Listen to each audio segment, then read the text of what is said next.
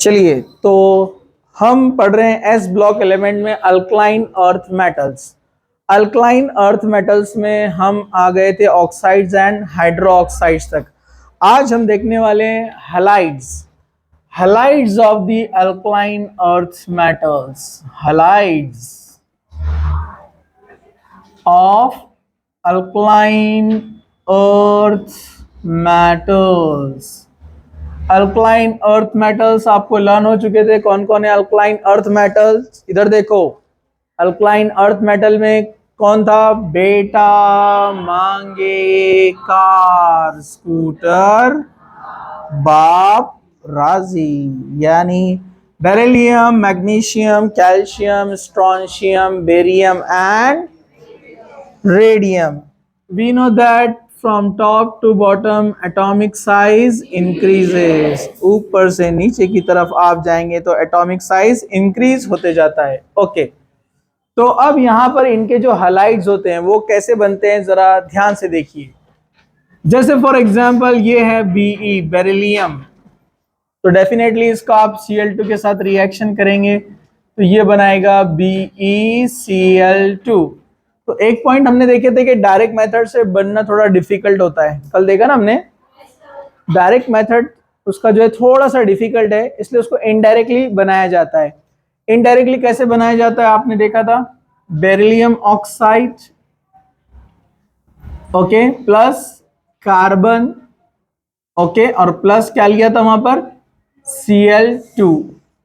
तो ये कार्बन और ऑक्सीजन चला गया था, कार्बन मोनोऑक्साइड, और दोनों Cl यहां पर बन गया था BeCl2।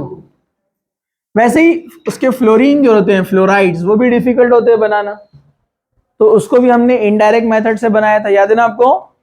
अरे याद है कि नहीं है? ओके, तो वैसे बाकी के जो मेटल्स है वो आसानी से बनाते हैं। मतलब मेटल के साथ आप लेंगे हेलोजन यानी X2, तो क्या बन जाएगा? MX2।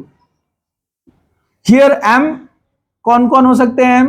Magnesium, calcium, strontium, barium. Generally radium नहीं लेते, रेडियो एक्टिव एलिमेंट। ओके, इसमें से कोई भी हो सकता है ये M की जगह पर, ये सारे हैलाइड्स बन सकते हैं। और यहाँ पर X2 की जगह पर कौन होते हैं? अपने F2, Cl2, Br2, I2। समझा आपको? ओके, तो यहां पर ये सब क्या है? हैलोजेंस। ओके, ये इजीली फॉर्म करते हैं। अब यहां पर अब हम थोड़ा सा आगे बढ़ते हैं। यहां पर इसके जो हैलाइड्स होते हैं, हैलाइड्स स्पेशली जब हम बात करते हैं बेरिलियम क्लोराइड की यानी BeCl2 की, तो जो एक्सेप्शन है उनको देखना तो जरूरी है। तो जो BeCl2 होता है, BeCl2 सॉलिड स्टेट के अंदर, मतलब हम इसको कहेंगे नॉर्मली जो उसका सॉलिड स्टेट है, इसमें ये इस फॉर्म में रहता है, पॉलीमेरिक फॉर्म में, BeCl,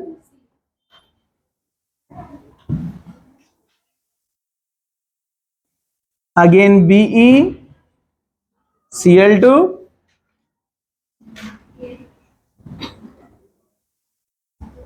इस तरह से ब्रिज तैयार होते हैं। ठीक है, ये पॉलीमर होता है BeCl2 अगेन, और ये सिलसिला जारी रहेगा आगे, कंटिन्यू। इधर भी ये कंटिन्यू। तो सॉलिड फॉर्म में ये पॉलीमेरिक फॉर्म में रहता है, मतलब कई BeCl2 एक दूसरे से कनेक्टेड रहते हैं। ठीक है, ओके। और गैस फेज में यानी गैस स्टेट में अगर हम इसको देखेंगे तो गैस स्टेट में ये डाइमर होता है। क्या होता है ये? डाइमर। गैस स्टेट में क्या होता है ये? डाइमर। डाइमर मतलब ये दो बनाता है, BeCl2, BeCl2, इस तरह से डायमेरिक फॉर्म में रहता है ये। ठीक है, और इसको जब हीट किया जाता है 1200 के ऊपर, 1200 केल्विन पर जब इसको हीट करते हैं BeCl2 के पॉलीमर को, तो ये लीनियर स्ट्रक्चर बना देता है, BeCl2,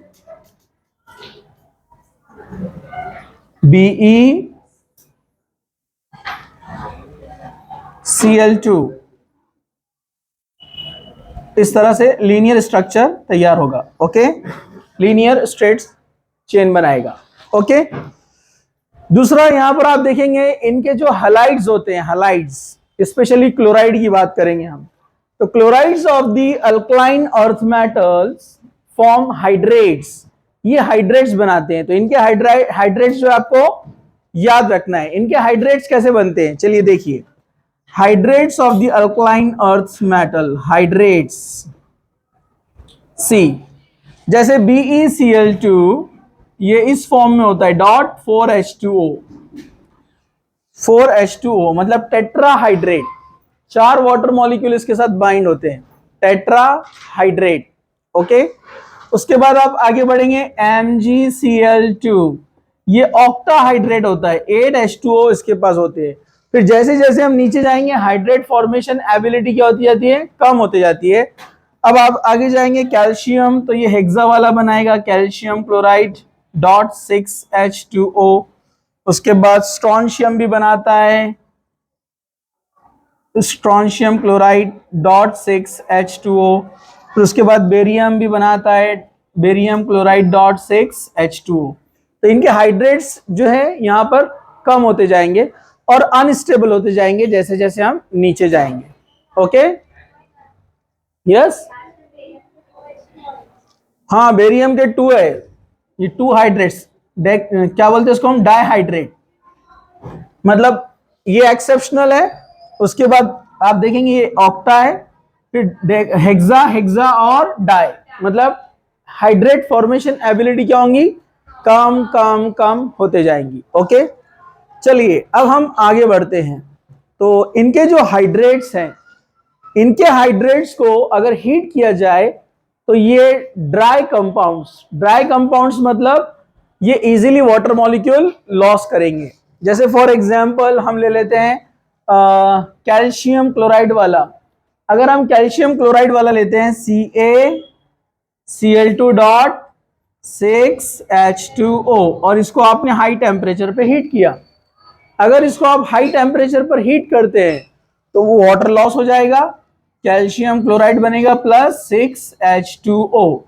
ऐसा कैल्शियम क्लोराइड भी देगा, स्ट्रोंशियम क्लोराइड भी देगा, बेरियम क्लोराइड भी देगा। ओके, लेकिन अगर आप बेरिलियम और मैग्नीशियम हाइड्रेट को देखेंगे तो ये एक्सेप्शनल प्रॉपर्टी बताते हैं। ये एक्सेप्शनल प्रॉपर्टी क्या बताते हैं, इनका हाइड्रोलिसिस हो जाता है, मतलब ये क्या बनाते हैं, अगर आपने लिया BeCl2 डॉट 4H2O मतलब हाइड्रेटेड बेरियम क्लोराइड, इसको जब हीट किया जाता है तो बेरियम क्या करता है, यहां पर ये जो बेरियम क्लोराइड है तो यहां पर इसका हाइड्रोलिसिस होगा, OH माइनस आयन तैयार होना शुरू होते हैं, यहां से दोनों Cl 2 हाइड्रोजन ले लेते हैं और क्या बनाते हैं 2HCl, 2 हाइड्रोजन और 2 Cl बन गए 2HCl। अब बचा बेरियम, एक बेरियम और 4 कितने उसके पास, यहां पर देखिए H2O का मतलब क्या है, 4 2 8 में से कितने हाइड्रोजन आ गए, 2 हाइड्रोजन, कितने बचे 6 हाइड्रोजन है और ऑक्सीजन कितने हैं 4, तो 4 हाइड्रोजन और 4 ऑक्सीजन, आपको याद है OH BeOH 4 टाइम्स बनाए था ना, प्लस 2H2O, बाद में ये और ब्रेक होकर बेरिलियम ऑक्साइड बन जाता है, समझा आपको, ये भी अनस्टेबल है, बेरिलियम ऑक्साइड में कन्वर्ट हो जाएगा। ओके, चलिए अब हम क्या करते हैं, आगे की तरफ बढ़ते हैं। अगर हम देखते हैं इनके हैलाइड्स, स्पेशली जैसे बेरिलियम क्लोराइड, बेरिलियम के बाद कौन है, magnesium chloride, then calcium chloride, then strontium chloride, then barium chloride. आप ऊपर से नीचे की तरफ जा रहे हैं इनके हैलाइड्स में। ओके, ऊपर से नीचे की तरफ इनके हैलाइड्स में आप जब जाते हैं तो इनका यहां पर आपको याद रखना है सॉल्युबिलिटी डिक्रीजेस, सॉल्युबिलिटी डिक्रीजेस, सब लोग नीचे अभी,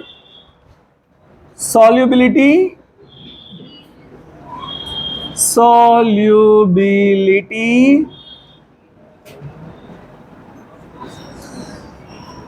डिक्रीजेस, हलाइड्स का सॉल्युबिलिटी डिक्रीज होगा।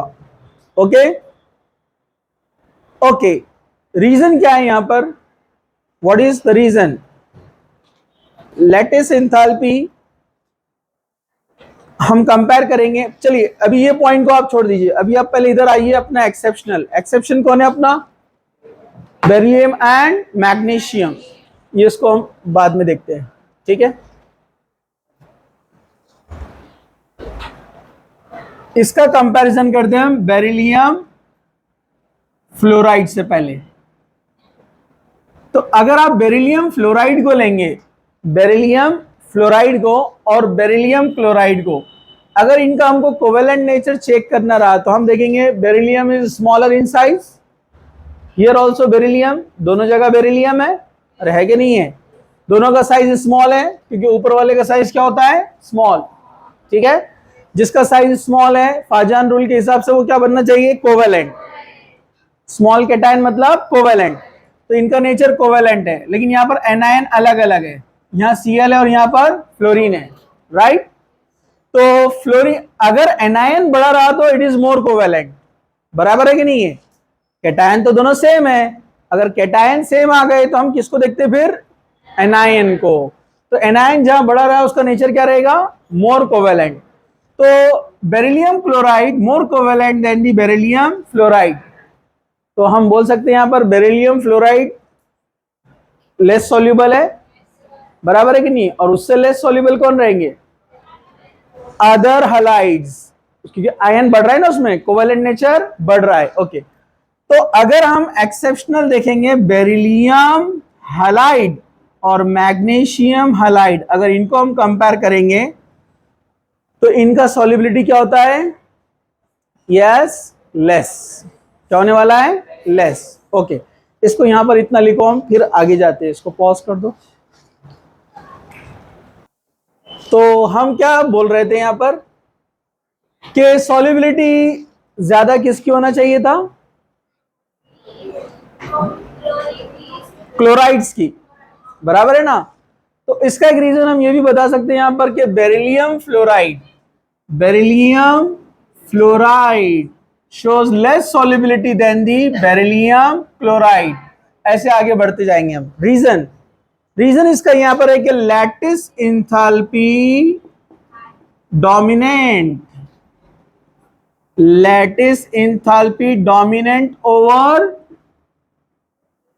डोमिनेंट ओवर हाइड्रेशन एंथैल्पी, क्योंकि हमारा क्या सोचना है? हाइड्रेशन एंथैल्पी हम क्या बोलते हैं? स्मॉलर साइज है तो हाइड्रेशन एंथैल्पी ज्यादा होना चाहिए। किसी भी एटम का जितना स्मॉल साइज रहता है वाटर मॉलिक्यूल उसको ज्यादा अप्रोच होते, नजदीक आते हैं, तो सॉल्युबिलिटी बढ़ती है। लेकिन यहाँ पर ऐसा नहीं हो रहा है। एक्चुअली क्या हो रहा है यहाँ पर? बेरिलियम भी स्मॉल है, फ्लोरीन भी स्मॉल है, और जितने स्मॉल साइज होते हैं अगर दोनों आयन मतलब पॉजिटिव निगेटिव आयन, तो उनका लैटिस एंथैल्पी क्या होता है? High. Reason? They approach each other very closely, बहुत जो है क्लोजली अप्रोच होंगे, high amount of energy release होगा, इसका निगेटिविटी भी ज्यादा है, साइज भी स्मॉल है, तो डेफिनेटली लैटिस एंथैल्पी क्या होता है? ज्यादा। लैटिस एंथैल्पी क्या होता है? मैंने आपको बताया, किसी भी क्रिस्टलाइन सॉलिड का 1 मोल तैयार होने के लिए जो एनर्जी लगती है, 1 मोल मतलब 1 मोल बेरिलियम और कितने यहाँ पर 2 मोल फ्लोरीन मिलेंगे तो 1 मोल BeF2 बनेगा। समझा आपको? 1 मोल बेरिलियम मतलब 6.023 इंटू 10⁻23 और 2 मोल फ्लोरीन, जब ये मिलेंगे तो 1 BeF2 बनता है ना, तो वो 1 मोल तैयार करने के लिए, जितना उसका सॉलिड बनने के लिए 1 मोल के लिए जितने पार्टिकल्स नजदीक आएंगे उस टाइम जो एनर्जी बाहर निकलता है हम उसको बोलते हैं लैटिस एंथैल्पी। तो यहां पर लैटिस एंथैल्पी ज्यादा है, तो डेफिनेटली जब ये बना था सॉलिड तो हाई अमाउंट ऑफ एनर्जी बाहर निकला था, और जब H2O मॉलिक्यूल आएंगे तो हाइड्रेशन एंथैल्पी भी बाहर निकलता है, लेकिन लैटिस एंथैल्पी बहुत ज्यादा निकला है ना बाहर। अब डेफिनेटली इसको अगर आपको सेपरेट करना है तो अमाउंट ऑफ एनर्जी ज्यादा सप्लाई करना पड़ेगा जो वहां पर अवेलेबल नहीं होती है, इसलिए ये लेस सॉल्युबल होता है as compare to this one. समझा? तो फाजान रूल को हम सिर्फ एप्लीकेबल कहां पर रखेंगे? कोवेलेंट और आयोनिक पहचानने के लिए। समझा आपको? कभी कभार हम उससे सॉल्युबिलिटी भी आइडेंटिफाई कर सकते हैं, लेकिन फाजान रूल का मेन एप्लीकेशन क्या है? कोवेलेंट एंड आयोनिक नेचर पहचानने के लिए। लेकिन सॉल्युबिलिटी को पहचानने के लिए आपको दोनों चीजों को मालूम होना जरूरी है, lattice enthalpy and hydration enthalpy. समझा आपको? इसमें आप थोड़ा सा लॉजिक ये लगा सकते हैं कि जितना केटायन का साइज स्मॉल रहेगा तो उसका लैटिस एंथैल्पी क्या होता है? ज्यादा। अब दोनों यहां पर स्मॉल साइज है बेरिलियम, तो अब वहां पर आपको क्या देखना पड़ेगा? एनायन। समझा आपको? और फिर कुछ में कुछ एक्सेप्शन भी होते हैं, वो भी आपको याद रखना है। अब वैसे ही अगर मैंने कंपेयर किया lithium fluoride and beryllium fluoride, तो ज्यादा सॉल्युबल कौन रहेगा? यस, ज्यादा सॉल्युबल कौन रहेगा? लिथियम। क्यों? Lithium is greater in size, beryllium is smaller in size. अरे भूल गए क्या आप लोग? भूल गए? लिथियम से छोटा होता है beryllium, left to right size decreases. अभी समझा आपको? ठीक है, चलो इतना एक पॉइंट यहां पर लिख लो, फिर हम नेक्स्ट पॉइंट शुरू करते हैं। इसको स्टॉप कर दो।